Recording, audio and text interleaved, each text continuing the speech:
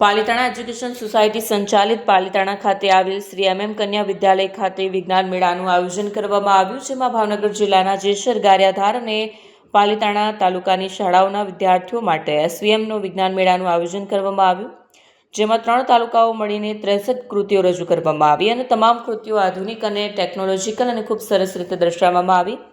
પાલિતાણામાં વિજ્ઞાન મેળો યોજાયો, જેમાં 3 તાલુકાના વિદ્યાર્થીઓએ આ વિજ્ઞાન મેળામાં ભાગ લીધો હતો.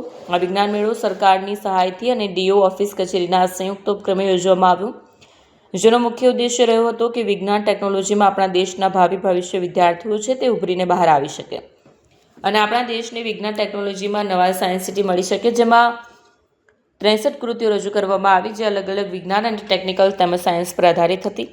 પાલિતાણા એજ્યુકેશન સોસાયટી સંચાલિત શ્રીમતી MM કન્યા વિદ્યાલયમાં આજે જેસર, ગારિયાધાર અને પાલિતાણા આ 3 તાલુકાનો SVSનો વિજ્ઞાન મેળો યોજવામાં આવેલ.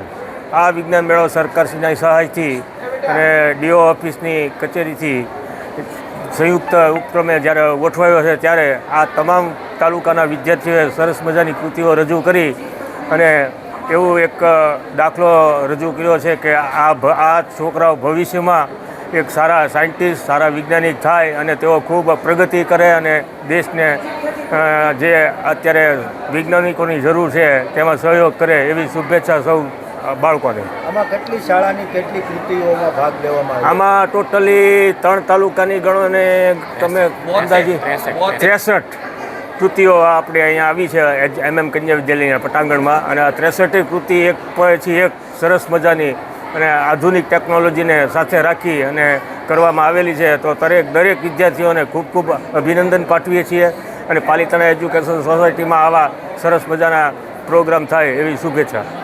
જય હિન્દ. હું નરેન્દ્ર પંડ્યા, પાલિતાણા એજ્યુકેશન સોસાયટીનો સેક્રેટરી. આજે SS તરફથી સરકારે વિજ્ઞાન, ગણિત અને પર્યાવરણ આ ત્રણેયનો ત્રિવેણી સંગમનો એક મેળાવડો રાખેલો છે અને એની અંદર જેસર, ગારિયાધાર અને પાલિતાણાની નિશાળોએ ના વિદ્યાર્થીઓએ આમાં ભાગ લીધેલો છે. એમાં ઘણી કૃતિઓ તો એવી છે કે આપણને એમ લાગે કે આ બાળકો ક્યાં જઈને પહોંચશે.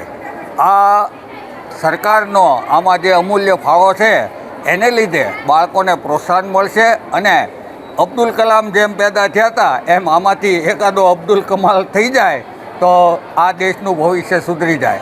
જય હિન્દ.